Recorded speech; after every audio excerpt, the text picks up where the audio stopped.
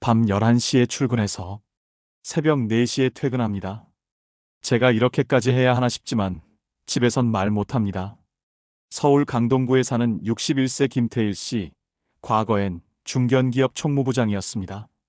30년 넘게 성실히 일했고 퇴직 당시엔 어느 정도 퇴직금도 받았습니다. 그는 퇴직 후 6개월간 온전히 쉬며 내가 다시 일하면 교육 컨설팅 같은 걸 해야지라고 생각했습니다. 하지만 현실은 달랐습니다. 이력서를 20군데 이상 넣었지만 나이 때문에 면접도 보기 힘들었고 컨설팅은 이미 경쟁이 너무 치열했죠. 결국 지금 김 씨가 하고 있는 일은 대리운전입니다. 하루밤새 4콜에서 5콜을 타면 많아야 10만 원, 그마저도 수수료 떼면 절반이 남습니다.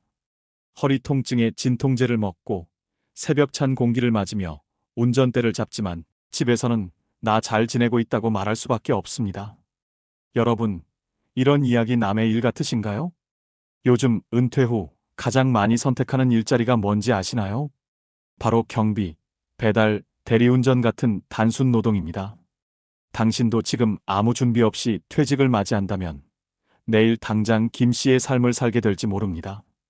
이미 수많은 사람들이 같은 불안을 겪고 있고 지금 이 순간에도 누군가는 조용히 핸들을 잡고 있습니다. 지금 이 영상 끝까지 보지 않으면 놓치게 될지도 모릅니다. 당신의 은퇴 이후 인생을 바꿀 중요한 단서들을.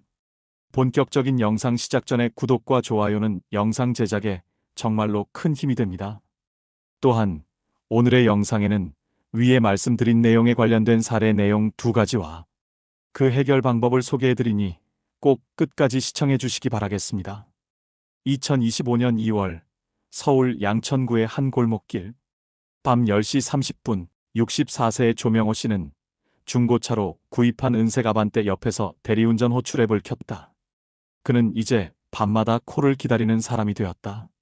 불과 2년 전까지만 해도 그는 기업 부설 연구소의 품질관리 부장으로 재직하며 평일 저녁이면 와이프와 함께 아파트 단지를 산책하던 사람이었다. 퇴직은 예정된 일이었지만 생각보다 훨씬 빨리 닥쳤다. 회사가 구조조정을 단행하면서 그는 만 62세의 권고사직을 받았고 퇴직금 1억 2천만 원을 손에 쥔 채 마지막으로 사무실 문을 나섰다. 처음엔 조금 쉬자는 마음이었다. 아내도 당분간은 당신 하고 싶은 거 하면서 쉬어라고 말했다. 그는 몇 달 동안 책도 읽고 여행도 다녀오며 인생 2막을 설계하고 있다고 스스로를 다독였다. 하지만 6개월이 지나자 통장이 빠르게 말라가는 소리가 들렸다. 운 좋게도 그 무렵 아파트 입주자 대표회의 사무국장 자리가 났다. 그는 이력서를 써서 지원했고 면접도 봤지만 결과는 죄송합니다였다. 그 이후 그는 이력서를 계속 썼다. 건물관리직, 품질 컨설턴트, 자문위원, 관공서 계약직, 교육 강사. 하지만 어디에서도 연락이 오지 않았다. 한 번은 40대 후반의 인사 담당자가 전화로 이렇게 말했다. 조금 연세가 많으셔서요. 채용 연령 기준에 미달하십니다. 조 씨는 스스로를 쓸모없는 사람으로 느끼기 시작했다. 매일 아침 8시에 일어나던 습관도 점차 무너졌다. 하루는 아내가 조심스레 말했다. 여보, 집에만 있으니까 더 우울해지는 것 같아. 뭐라도 좀 해보면 어때? 그 말에 조 씨는 마트 배송 일자리와 편의점 야간 알바를 알아봤지만 면접에서 운전 경험이 부족하시다거나 젊은 분을 찾는다는 이유로 거절당했다. 그는 결국 대리운전을 시작했다. 처음엔 두려움이 컸다. 밤거리에 나서는 것, 낯선 사람의 차량을 운전하는 것, 무언가 실수했을 때 돌아올 책임이 모두 자신의 몫이 된다는 것. 첫 주는 하루 2콜만 받아봤다. 집에 돌아오면 긴장이 풀려 손이 떨렸다. 그 돈은 고스란히 전기세, 가스비, 그리고 아내의 고혈압약 비용으로 빠져나갔다. 가장 힘든 건 몸이 아니라 마음이었다. 하루는 고객이 차에 타자마자 이렇게 말했다. 이런 거 젊은 애들이 해야지. 아저씨는 너무 나이 드신 거 아냐? 그 말에 조 씨는 아무 대꾸도 하지 못한 채 웃기만 했다. 그날 집에 돌아와 혼자 욕실 거울을 바라보며 조 씨는 한참을 멍하니 서 있었다. 내가 진짜 여기까지 와야 했나? 그는 그렇게 중얼거렸다. 그의 아내는 아직도 그가 지인과 함께 프로젝트를 진행하고 있다고 믿고 있다. 오늘도 늦게까지 회의했다는 말로 대리운전 일정을 포장했고, 요즘 젊은 직원들이랑 일하려면 공부도 많이 해야 한다며 하루 종일 혼자 노트북을 켜놓았다. 자존심 때문이었다. 하루에 5만 원을 벌기 위해 새벽 4시에 귀가하는 일보다 아내에게 나 이제 어디서도 필요 없어라는 말을 하지 않는 게 더 버거웠다. 2025년 1월 전기요금이 또 올랐다. 식료품 값도 크게 뛰었다. 설탕, 고등어, 채소, 계란장을 볼 때마다 장바구니에 담긴 물건 수는 점점 줄어들었다. 그는 최근에 자신의 개인연금 보험 하나를 해지했다. 보험료 납입이 어려워졌기 때문이다. 그가 마지막으로 남겨놓은 보험 상품이다. 하지만 그는 이제 그거라도 깨야겠지라고 혼잣말을 했다. 그는 요즘 낮에는 아파트 주변을 걷는다. 새벽까지 운전한 몸이 뻐근해져서다. 걸으면서도 계속 생각한다. 내가 앞으로 뭘 할 수 있을까? 그의 핸드폰 즐겨찾기에는 중장년 재취업교육센터, 기술교육원, 국민내일배움카드 신청 페이지가 저장되어 있다. 하지만 그는 아직 아무데도 신청하지 못했다. 나 같은 사람이 가도 받아줄까라는 생각이 계속 발목을 잡는다. 조 씨는 요즘 스마트폰 메모장에 자주 글을 남긴다. 오늘 4콜 완료. 마지막 손님은 말없이 내렸다. 그래도 사고 없이 다녀온 게 다행이지. 파스 붙이고 자자. 내일은 비 온다고 한다. 이 짧은 기록은 그의 하루를 버티는 유일한 응원 문장이기도 하다. 한 번은 용기를 내어 동네 주민센터 상담 창구를 찾았다. 노년층 재취업 프로그램에 대해 묻자 상담원은 그를 쳐다보며 말했다. 조금 늦으셨네요. 지금은 대부분 신청 마감이라. 그는 말없이 고개만 끄덕였다. 계단을 내려오며 주머니 속에 접어넣은 안내 전단지를 주차장에 도착하자마자 구겨서 버렸다. 어느 날 밤에는 도로에서 사고를 목격했다. 한 대리운전 기사가 음주 차량과 충돌해 앞 유리를 깨고 병원으로 실려갔다. 조 씨는 그걸 지켜보다가 손이 떨렸다. 저 사람도 나 같은 사람이겠지. 아들이 있는지도 모르겠고. 그날은 콜을 받지 않고 조용히 차를 돌려 집으로 향했다. 며칠 전 그의 딸이 집에 들렀다. 아빠 요즘 바쁘다면서? 무슨 일 하시는지 여전히 안 알려줄 거야? 조 씨는 멋쩍게 웃으며 말했다. 너 다음에 졸업하면 그때 말해줄게. 지금은 별거 없어. 딸은 장난스럽게 웃으며 에이 비밀 많다며 안아줬다. 그 순간 조 씨는 눈물이 날 뻔했다. 딸 품에서 나는 샴푸 냄새가 너무 따뜻했다. 지금도 조 씨는 차 안에서 대기 중이다. 창밖에는 비가 오고 와이퍼는 규칙적으로 움직인다. 콜이 올지 안 올지는 모른다. 하지만 조 씨는 기다린다. 다음 콜, 그리고 다음 하루.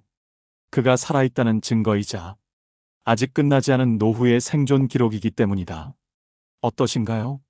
아직도 위의 사례가 본인과는 상관없다고 생각하시나요? 그렇다면 한 가지 더욱 공감 갈 수 있는 사례 내용을 소개해드리겠습니다. 2025년 1월 말 전라북도 익산의 한 반지하 단칸방. 올겨울 들어 두 번째 한파주의보가 내려진 날 66세 김진수 씨는 전기장판 위에 무릎을 꿇고 손으로 두꺼운 공과금 고지서를 펴고 있었다.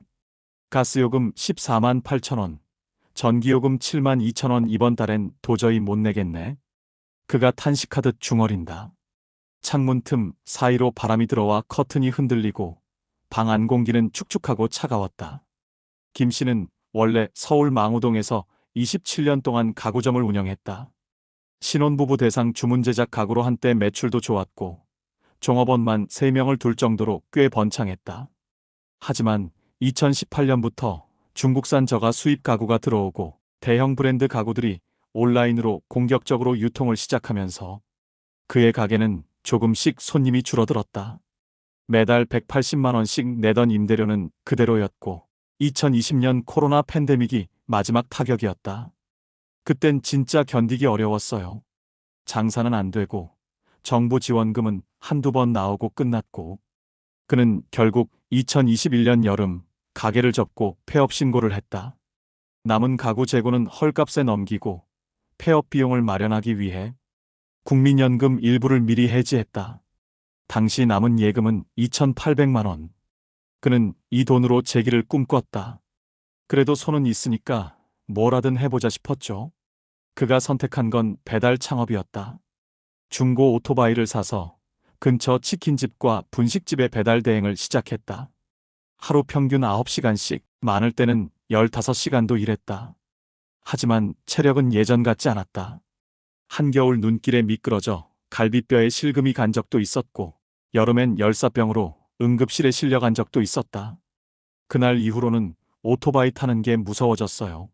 내가 쓰러지면 병원비도 없는데 어쩌나 싶어서요. 그는 결국 배달도 포기했다. 남은 건 연금 59만 원과 10년 전 적금처럼 묻어두었던 700만 원짜리 청약 통장.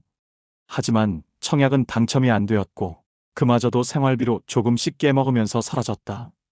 2024년 겨울, 그는 서울을 떠나 익산으로 내려왔다. 월세 18만 원짜리 반지하 방을 구해 지방자치단체 노인복지센터를 통해 노인 일자리 사업에 지원했다. 하지만 면접에서 이력은 좋으신데 연령대가 조금이라는 말만 남기고 떨어졌다. 이후에도 세 군데에서 떨어졌다. 그는 벽에 붙은 일정표를 내려다보며 내가 80까지 살아야 무슨 의미가 있을까라는 생각이 문득 들었다고 했다. 그러다 지인의 소개로 지역 사우나에서 수건 세탁과 건조 작업 아르바이트를 하게 됐다. 하루 4시간, 주 5일, 한 달 수입은 42만 원. 거기서도 겨울에는 일거리가 주로 2개월 무급휴직이 붙는다.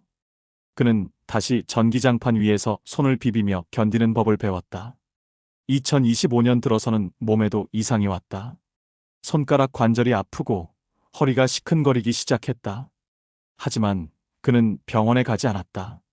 건강보험료는 밀려 있었고 동네 내과조차 들어가기 두려웠다. 혹시 큰 병이라도 나면 더는 감당할 방법이 없기 때문이었다. 그는 식사를 하루 한 끼로 줄였다. 아침엔 따뜻한 보리차에 식빵 2조각, 점심은 복지관 도시락으로 해결하고 저녁은 건너뛴다. 그가 가장 많이 사용하는 단어는 괜찮아, 괜찮아다. 누가 전화를 걸어도, 누가 물어봐도 늘 그렇게 대답한다. 잘 지내세요? 예, 뭐 그냥 괜찮아요. 김 씨는 요즘에도 습관처럼 인터넷에서 구직 공고를 본다. 노인 도우미, 경비원, 주차 안내원, 실버 택배 등 65세 이상 가능이라는 문구가 붙은 자리만 골라본다. 하지만 대부분의 조건은 60세 이하 혹은 경력자 우대였다. 그는 조용히 창을 닫는다. 며칠 전 김 씨는 지하철역에서 우연히 예전 거래처 사장을 만났다. 김 부장님, 요즘 어디서 일하세요? 그는 순간 말문이 막혔지만 웃으며 말했다. 아, 요즘은 그냥 잠깐 쉬고 있어요. 몸도 안 좋아져서요. 상대는 연락 주세요. 식사라도 해요라며 명함을 건넸고 김 씨는 그것을 받아들고 몇 초 후 지하철 쓰레기통에 조용히 넣었다. 집에 돌아와 거울을 보며 그는 오래 쳐다봤다. 내가 왜 이렇게 됐지? 눈가에 깊게 팬 주름, 손등에 거칠어진 피부, 옷걸이에 걸린 오래된 외투 한 벌. 그래도 그는 그날 밤도 잠들기 전 이렇게 중얼거렸다. 내일은 조금 나아질 수 있을 거야. 이것은 한 사람의 기록이자 지금 이 순간에도 어딘가에서 빛을 잃은 채 살아가고 있는 수많은 김진수 씨들의 이야기다. 2025년 현재 김진수 씨처럼 은퇴 후 재취업에 어려움을 겪는 중장년층은 꾸준히 늘고 있다. 고용노동부 통계에 따르면 2024년 말 기준 만 60세 이상 인구의 41.8%가 경제활동 상태에 있지만 이 중 절반 이상은 단시간 단순 노무직에 종사하고 있는 것으로 나타났다. 그 중에서도 폐업 경험이 있는 자영업자 비율은 32.7%에 달하며 이들은 대부분 경비직, 배달, 청소, 세탁, 보조 등 체력 노동에 의존하고 있다. 김 씨처럼 연금 수령액이 월 60만 원 미만인 고령층은 전체 노령층 중 44%에 달하며 국민연금이 아닌 과거 개인 자영업자로 등록돼 연금 보험료 납입 이력이 적은 경우 그 비율은 더 높다. 통계청의 고령자 통계에 따르면 자영업자 출신 퇴직자의 월 평균 노후 생활비는 약 145만 원이 필요한 것으로 조사됐지만 실제 평균 수입은 그 절반에도 미치지 못한다. 특히 김 씨처럼 가게 폐업 이후 퇴직금과 예금을 생활비로 소진한 뒤 체력마저 떨어져 중노동조차 버거운 고령자의 경우 생계 불안정으로 인해 기초생활수급 또는 고립 상태로 이어질 가능성이 높다. 여기에 2025년 들어 지속된 공공요금 인상은 그들의 삶을 더욱 압박하고 있다. 한국전력과 지역도시가스공사에 따르면 작년 대비 전기요금은 평균 18%, 가스요금은 평균 24% 인상되었으며 기초수급자가 아닌 일반 고령자는 이러한 비용을 개인연금이나 자산소득 없이 온전히 감당해야 하는 상황이다. 은퇴 이후에도 안정적인 노후를 맞이하지 못하는 현실에 대해 곧 빈곤과 고립으로 이어지며 폐업이나 창업 실패를 겪은 고령층은 특히 2중 3중의 위협에 노출되어 있다고 분석했다. 이어 자녀 부양 부담, 건강 악화, 취업 기회의 구조적 제약까지 겹쳐지면서 결국 이들이 할 수 있는 일은 거의 정해져 있다고 지적했다. 실제로 한국노동연구원의 고령근로자 실태조사에서는 퇴직 후 재취업자 중 63.2%가 자존감 하락과 사회적 고립감을 느꼈다고 응답했고, 이전 경력과 무관한 일에 종사하는 데에서 오는 정체성 혼란과 피로감이 심각하다는 의견도 다수 존재했다. 이러한 수치는 김진수 씨 한 사람의 문제가 아닌 지금 이 순간 대한민국 전역에서 현실이 되고 있는 퇴직 후 생존의 공식을 그대로 보여주고 있다. 그렇다면 김진수 씨와 같은 상황에 처한 고령자들은 어떤 선택과 준비를 할 수 있을까? 우선 전문가들은 퇴직 이후의 삶을 단순히 일자리를 다시 찾는 것으로 접근하기보다는 지역사회 내의 안전망과 연결되는 방향으로 전환할 필요가 있다고 말한다. 중장년층에게 가장 필요한 건 정보 접근성이다. 어떤 제도가 있는지조차 모른 채 고립되는 경우가 많기 때문에 제도적 지원을 한 발 먼저 안내하는 시스템이 절실하다고 강조한다. 실제로 현재 서울시를 비롯한 각 지자체에서는 고령자 일자리 연계와 생계 지원, 기술 훈련을 위한 다양한 프로그램을 운영 중이다. 예를 들어 서울시 50플러스 재단에서는 만 50세 이상 중장년을 위한 인생 재설계 프로그램과 함께 사회공헌 일자리 연계를 제공하고 있으며, 부산시는 고령자를 위한 재취업 기술 훈련과 맞춤형 상담을 병행하는 시니어 스마트워크 사업을 시행하고 있다. 광주광역시는 어르신 재능 나눔 프로젝트를 통해 기존 경력을 활용한 교육, 복지 분야 공공일자리 배치를 진행 중이며, 대전시는 중장년 희망일터 매칭센터를 통해 퇴직 후 재취업에 어려움을 겪는 5060 세대를 대상으로 직무적성 검사와 일자리 매칭, 현장 인턴십까지 연계해주는 프로그램을 강화하고 있다. 또한 보건복지부와 한국노인인력개발원이 공동으로 운영하는 노인 일자리 및 사회활동 지원 사업은 매년 80만 명 이상에게 일정 수준의 근로소득과 사회참여 기회를 제공하고 있으며, 단순 근로 중심에서 벗어나 상담사, 돌봄, 환경정비 등 다양한 영역으로 확대되고 있다. 그 외에도 중소벤처기업부는 2024년부터 5060 창업도약 프로그램을 통해 자영업 경험이 있는 고령층에게 맞춤형 제도전 컨설팅과 소액 창업 보조금을 지원하고 있고, 국비로 운영되는 국민 내일 배움 카드는 만 75세까지 사용 가능한 직업훈련 바우처로 기능직 전환이나 기술 자격 취득을 통해 은퇴 후 생계 기반을 마련할 수 있게 돕는다.